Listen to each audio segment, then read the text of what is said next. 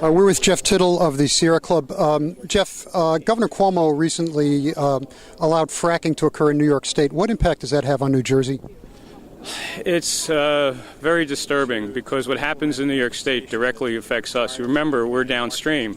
So if fracking waste ends up in the Hudson River and the Delaware River, it ends up in New Jersey, especially the Delaware, where it's drinking water for 3 million people. So we're very disappointed in Governor Cuomo. In fact, today we have sent buses up to Albany, because today's no frack day up there, to basically call on Governor Cuomo to keep the moratorium in place. And the other real concern we have is that once he lifts it in New York, that means it's going to be lifted for the Delaware River Basin Commission, and the moratorium in Pennsylvania will be lifted that the DRBC has as well for the Delaware River. So I'm concerned that we're going to be awash in fracking water and drilling, and it's going to come here eventually. The Sierra Club has recently been putting out a lot of press releases about Barnegat Bay. What's the status of one of New Jersey's natural resources? I don't think you need science to know what's happening there. You just have to try to swim there and you see the jellyfish. In fact, it's so bad that if you go kayaking, you can't even put your hands in the water.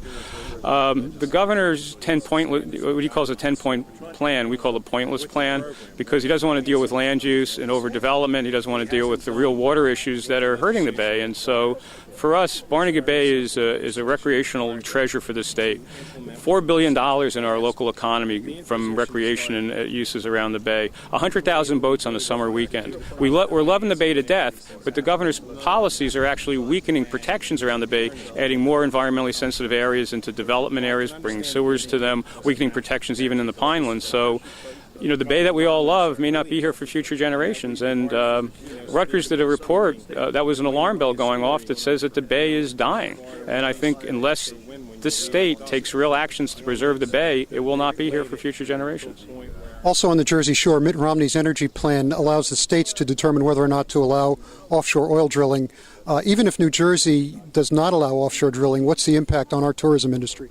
It's a big impact, and the reason offshore drilling will have an impact in New Jersey, even if it's not directly here, it's because Virginia, which wants the drilling, is less than 100 miles from Cape May. Also, Virginia's plans are to offload that oil in New Jersey, not in Virginia, and send it to the refineries here.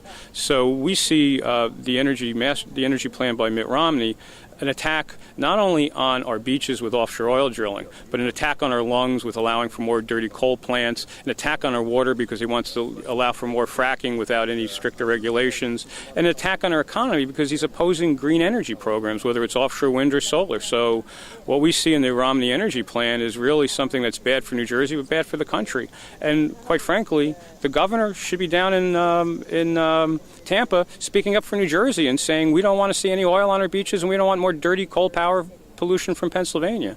Remember, the only oil we ever want to see on a beach in New Jersey is copper tone.